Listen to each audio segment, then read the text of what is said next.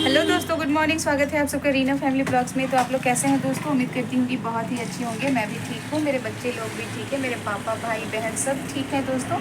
और इधर मेरा बेटा आ गया है स्कूल से। ये देखिए क्या कर रहा है, दिखाओ, देखो इधर, हाय करो। अभी एग्ज़ाम चल रहा था इन लोगों का दोस्तों। एग्ज़ाम आज ख़त्म हो गया ना। आज कौन सा सब्जेक्ट था? इधर देखो, और कैसा गया? हाँ? तो जाओ ड्रेस वगैरह खोलो, जाओ। तो आज का ब्लॉग बहुत ही स्पेशल होने वाला है दोस्तों, तो ब्लॉग में बने रहिएगा। आज मैं आप सबसे शेयर करने वाली हूँ अपने कॉस्मेटिक शॉप की जर्नी, कि मुझे कहाँ से ये शॉप करने की आइडिया मिली और कैसे मैंने स्टार्ट किया ये बिज़नेस। तो ये सारी चीज़ें मैं आप सबसे शेयर करने वाली हूँ, तो ब्लॉग में बने रहिएगा। बहुत ही मोटिवेशन मिलने वाला है आपको मेरे इस वीडियो से, और ख़ासकर बहनों को, उन बहनों को जो नया कॉस्मेटिक शॉप ओपन करना चाह रही हैं। और मैं अपनी खुद की जर्नी शेयर करने वाली हूँ दोस्तों। तो चलिए वीडियो को स्टार्ट करते हैं। तो चलिए सबसे पहले मैं बताती हूँ आपको कि मेरा कॉस्मेटिक शॉप ओपन कब हुआ है। तो मेरा कॉस्मेटिक शॉप मैंने ओपन किया है दोस्तों 31 जुलाई 2024 को, और अभी दिसंबर का महीना चल रहा है। अभी आज 18 तारीख है, और लगभग मेरे 6 मंथ होने वाले हैं कॉस्मेटिक शॉप ओपन किए हुए। तो 6 महीने का एक्सपीरियंस कैसा रहा? अभी फ़िलहाल ठीक ठाक ही है, बहुत अच्छा है, क्योंकि मैंने ओपन किया था सीज़न के टाइम पे, त्यौहार का सीज़न जब स्टार्ट हो रहा था, रक्षाबंधन के टाइम पे। तो अभी तक तो बहुत अच्छा एक्सपीरियंस रहा है मेरा कॉस्मेटिक शॉप ओपन करने के बाद। और उन सारी बहनों को मैं बोलना चाहूँगी कि जो नया कॉस्मेटिक शॉप ओपन करना चाह रहे हैं, तो बेस्ट ऑप्शन है, बेस्ट अच्छा बिजनेस भी है, और अच्छा खासा बजट भी है इसमें। अगर आपका शॉप अच्छी जगह पे हो, चलने लायक हो, चलना ही है, धीरे धीरे कस्टमर तो आएंगे ही, थोड़ा टाइम लगेगा, पेशेंस रखने की ज़रूरत है। बाकी बिज़नेस बहुत अच्छा है, आप खुशी खुशी स्टार्ट कर सकते हो, बहुत अच्छा बिज़नेस है ये। तो और मैं बताती हूँ दोस्तों कि मैंने ये कॉस्मेटिक शॉप क्यों और कैसे ओपन किया है। मैं बहुत ही सिंपल फैमिली से बिलोंग करती हूँ दोस्तों। मेरी मिडिल क्लास फैमिली है। मेरे पापा एक LIC के एजेंट हैं, और मेरे ससुराल में भी सब ऐसे ही हैं, मतलब मिडिल क्लास फैमिली हैं सब।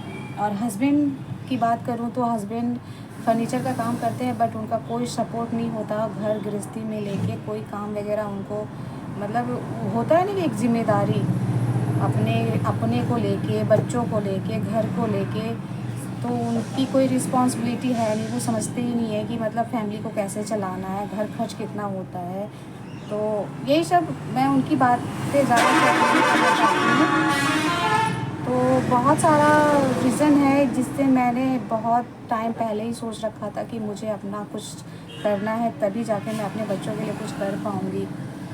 और बिज़नेस स्टार्ट करने से पहले दोस्तों मैं बहुत जगह स्ट्रगल कर चुकी हूँ, लेकिन बाकी जो यहाँ मुझे अच्छा लगा वहाँ कोई ऐसे में नहीं लगा था कोई भी जगह पे। जैसे कि मैं बहुत सारे नेटवर्किंग में काम कर चुकी हूँ, बहुत सारे ऑफिस में काम कर चुकी हूँ। जैसे कि सहारा का नाम सुना होगा आपने, सहारा में मैं एजेंट के तौर पे काम कर चुकी हूँ। इतना भाग दौड़ लगा रहता था उसमें, कस्टमर भी अच्छे खासे बन गए थे मेरे, और कमीशन भी अच्छी खासी आ रही थी। लेकिन घर में मेरा वही चिक चिक हमेशा चलता रहता था, क्योंकि मैं घर में टाइम नहीं दे पा रही थी। घर में काम बहुत ज़्यादा हो जा रहा था, घर का सारा काम करके मैनेज करो, फिर कलेक्शन के लिए जाओ, फिर ऑफिस जाओ, फिर घर आके खाना बनाओ, बच्चों को देखो। बच्चे उस टाइम मेरे छोटे छोटे भी थे, अभी तो थोड़े बहुत बड़े हो गए हैं। और हस्बैंड को ऐसे भी उनका एनी टाइम वैसे ही लगा रहता था। मैं फिर से कह रही हूँ, उनके बारे में कुछ ज़्यादा शेयर नहीं करना चाहती हूँ। तो इसी तरह स्ट्रगल भरा लाइफ रहा दोस्तों मेरा। और शॉप ओपन करने का मेरा इरादा 2 साल पहले से था, लेकिन ये होता है ना कि ये शॉप ओपन करने के लिए आपको एक बहुत बड़ी रकम की ज़रूरत होती है, लगभग लगभग 1.5-2 लाख तो चाहिए एक अच्छी खासी शॉप ओपन करने के लिए, जो मेरे पास उतना बजट नहीं था। बस उसी के लिए मैं बहुत स्ट्रगल कर रही थी कि बस कहीं से मैनेज कर लूँ, मैं पैसे कमा के कर लूँ या फिर कुछ भी करूँ जिससे मेरा खुद का एक बिज़नेस स्टार्ट हो जाए। इसीलिए मैं घर को भी चलाने के लिए जो अपना खुद का खर्चा होता है वो निकालने के लिए, बच्चों की छोटी मोटी ज़रूरत को पूरा करने के लिए मैं घर से निकल के काम भी करने लग गई थी।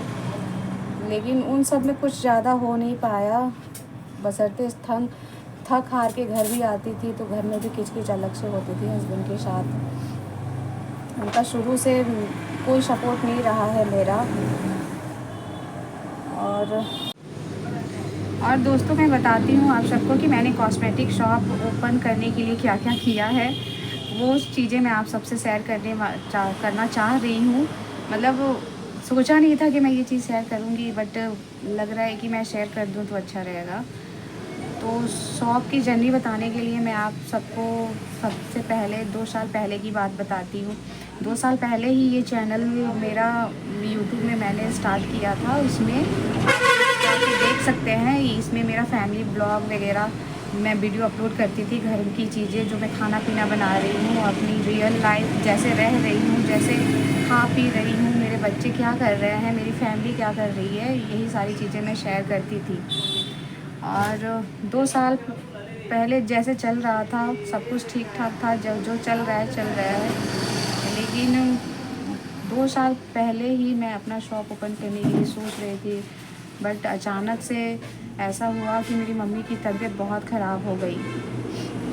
मेरी मम्मी के पेट में दर्द हो रहा था, तो ऐसा दर्द पता नहीं क्यों हो रहा था, उस टाइम पता नहीं चला। तो डॉक्टर से इलाज करवाने के बाद, सारी जांच करवाने के बाद पहले तो पता चला कि उनको पथरी है, गॉल ब्लैडर में पथरी है। तो पथरी इतना भी बड़ा नहीं था कि उसको ऑपरेशन की ज़रूरत पड़ती। लेकिन एक जो होते हैं ना गांव में फैमिली डॉक्टर, तो उन्होंने बोला था कि ये इतना भी बड़ा नहीं है कि आपको ऑपरेशन की ज़रूरत पड़े। मेरे पास आप 3 महीने ट्रीटमेंट करवा के देखो, ये पथरी गला के मैं निकलवा दूंगा, बाकी ऑपरेशन की ज़रूरत नहीं पड़ेगी। तो हमें भी लगा कि चलो ठीक है, अगर बिना ऑपरेशन के सब कुछ सही हो जा रहा है तो फिर अच्छी बात है, सही हो जाएगा। लेकिन दोस्तों वो सब डिसीज़न हमारे लिए सबसे गंदा डिसीज़न था, सबसे बड़ा गंदा डिसीज़न, जिसकी वजह से हम सब ने अपनी माँ को खो दिया है। आज वो हमारे बीच नहीं है।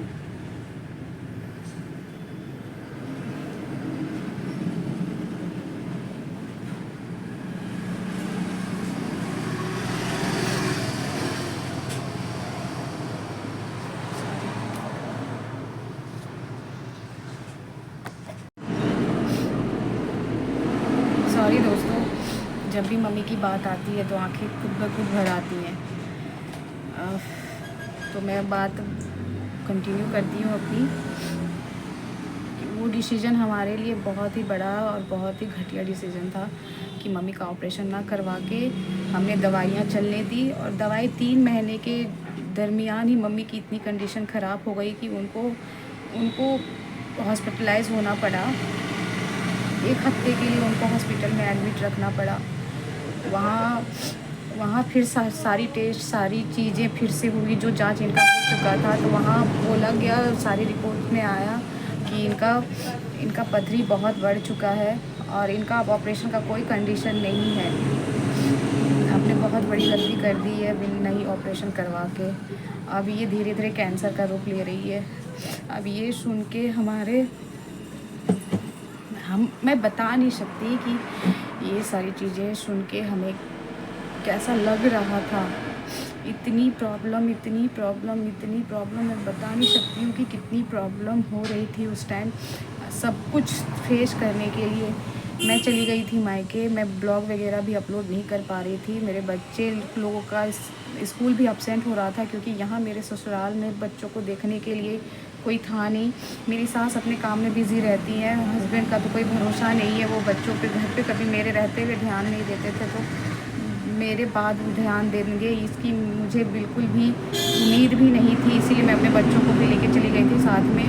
पूरे 6 महीने दोस्तों, 6 महीने या यूँ कहें पूरे 6 महीने या यूँ कहें पूरा साल हमारा कैसे गुजरा है वो हम बता नहीं सकते। मेरे पापा, मेरे भाई बहन, मैं, मेरे बच्चे, बहुत प्रॉब्लम फेस किया है हमने।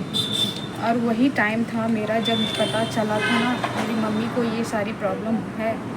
हमारे पैरों के नीचे से ज़मीन खिसक गई थी, लेकिन तब भी मेरे पापा ने हार नहीं मानी। हम सब ने हार नहीं मानी कि चाहे कुछ भी हो जाए, कुछ भी करना पड़े, मैं अपना शॉप ओपन नहीं करूँगी, कुछ भी नहीं करूँगी, बस हमें माँ चाहिए।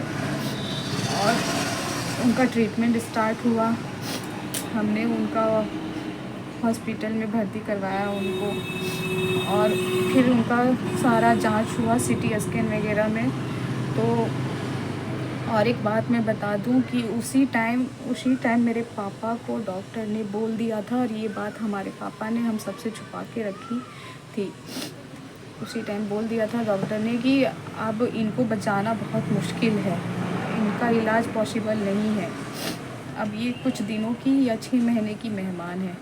और ये बात मेरे पापा को मेरी मम्मी के जाने के 6 महीने पहले ही पता चल चुकी थी, लेकिन हम सबको पता नहीं थी। हमें भरोसा था कि अभी भी कुछ नहीं बिगड़ा है, हम कर सकते हैं, मम्मी को बचा सकते हैं, ऐसा कुछ नहीं होगा।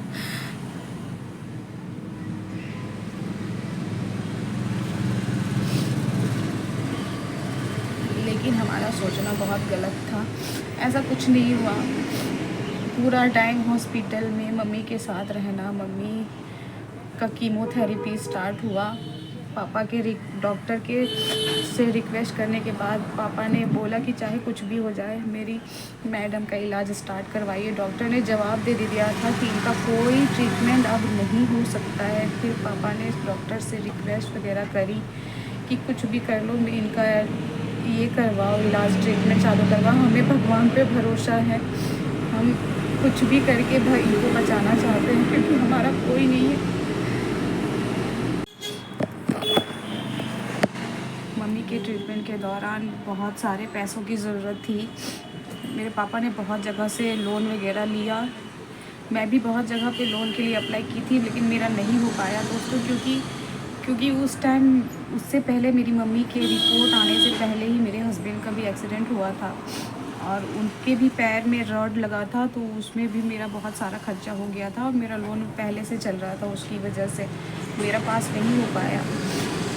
मेरे पापा ने बहुत सारे कर्जे लिए कि चलो ठीक है, कर्जा हो तो हो, लेकिन माँ इनकी रहनी चाहिए, मेरे बच्चे अनाथ ना हो, बस माँ का साया नहीं उठना चाहिए। लेकिन भगवान को ये सब पसंद नहीं आया, निराश नहीं आया, भगवान को कुछ और ही मंजूर था। 16 जनवरी 2024 को मेरी माँ चली गई, और मेरी मम्मी का, खासकर मेरी मम्मी का सपना था।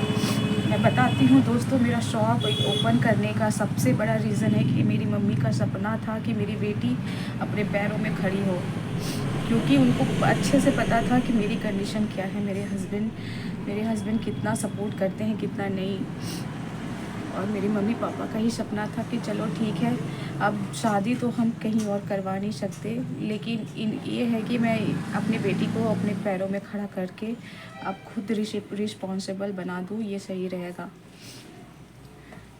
तो मैं सबसे बड़ा रीज़न मैं मानती हूँ दोस्तों कि चल मेरी मम्मी के रहते मैं कुछ नहीं कर पाई, लेकिन मम्मी के तबीयत ख़राब होने के दौरान ही मुझे काफ़ी चीज़ें समझ में आई कि पैसा कितना इम्पोर्टेंट है। पहले से पता था कि पैसे बहुत इम्पोर्टेंट है लाइफ में, लेकिन लोगों को बचाने के लिए, इलाज के लिए बहुत पैसों की ज़रूरत पड़ती है, और पैसा बहुत मायने रखता है। तो मम्मी के जाने के बाद दोस्तों, मैं अपने पापा को और परेशान नहीं करना चाहती थी, क्योंकि मम्मी के रहते हुए भी और जब से मेरी शादी हुई थी तब से मेरे मम्मी पापा भी मेरा खर्चा वगैरह उठाते थे। हर मंथ कुछ ना कुछ उनको देना ही होता था, क्योंकि मेरे से नहीं हो पा रहा था, हस्बैंड का कोई सपोर्ट नहीं था। तो मैं मम्मी के जाने के बाद मेरे पापा ऑलरेडी बहुत परेशान थे, क्योंकि अभी मेरा एक भाई कुंवारा है, मेरी बहन भी कुंवारी है, बहन की शादी भी करवानी है पापा को। तो मैं कुछ करना चाहती हूँ दोस्तों, कुछ करना चाहती थी कि नहीं, कुछ भी हो जाए मैं ऐसा कुछ ज़रूर करूँगी जिससे मेरे पापा की हेल्प हो, चाहे इसके लिए मुझे कुछ भी करना पड़े। तो मैंने दोस्तों ठान लिया कि पैसे हैं तो सब कुछ है, अपने पैर में खड़े रहोगे तो सब इंसान पूछेंगे, नहीं तो कोई अपना नहीं होता, कोई नहीं। ये चीज़ मुझे समझ में आया। मैं किसी का नाम नहीं ले रही हूँ, लेकिन बाकी सारे रिश्ते नाते सिर्फ और सिर्फ पैसों पे टिके होते हैं, ये मुझे पता है। तो मैंने ग्रुप लोन, समूह लोन पास हो रहा था हमारे ग्रुप समूह लोन में, जो मेरा ऑलरेडी पहले कर्जा था वो मैं किसी और अदर ग्रुप से पैसे लेके वहाँ पे अपने ग्रुप में डाली हूँ, और फिर जाके समूह लोन मैंने पास करवाया है दोस्तों। और वो उस पैसे से मैंने ये अपना कॉस्मेटिक शॉप ओपन किया है। तो ऐसी रही है मेरी जर्नी कॉस्मेटिक शॉप ओपन करने की दोस्तों, और रिस्पांस भी अच्छा खासा मिल रहा है। बस इस बात का दुख है कि मैं अपनी मम्मी को ये सारी चीज़ें नहीं दिखा पाई करके, और ये अफसोस ज़िंदगी भर रहेगा मुझे। तो मैं आप सबसे कहना चाहती हूँ कि जिन सबको नया कॉस्मेटिक शॉप ओपन करना है वो खुशी खुशी करें ओपन। बहुत अच्छा बिज़नेस है ये। जो बहनें अपने पैर में खड़ी होना चाहती हैं, ज़्यादा पढ़ी लिखी नहीं है, वो भी चला सकती हैं इस शॉप को। आप चाहे तो कम से कम बजट में भी स्टार्ट कर सकते हैं। मैंने अपना शॉप ओपन किया है, कम से कम 2 लाख में मैंने लगाया है स्टार्टिंग में, वो भी लोन लेकर दोस्तों। और मेरा पूरा का पूरा बिजनेस इस लोन पे ही है, मैं आपको बता दूं। इसलिए आप सबसे रिक्वेस्ट करती हूँ दोस्तों कि आप सब मुझे सपोर्ट करो। मुझे आप सबके सपोर्ट की बहुत ज़रूरत है। मैं अपने पापा के लिए कुछ करना चाहती हूँ, मैं अपने बच्चों के लिए कुछ करना चाहती हूँ, मैं अपने पापा की हेल्प करना चाहती हूँ। तो मैं आज ये अपनी ब्लॉग यहीं एंड करती हूँ दोस्तों, क्योंकि और कुछ ज़्यादा बोल नहीं पाऊँगी। तो आज का ब्लॉग आप सबको कैसा लगा कमेंट करके ज़रूर बताइएगा। मिलते हैं अगले ब्लॉग में, तब तक के लिए बाय।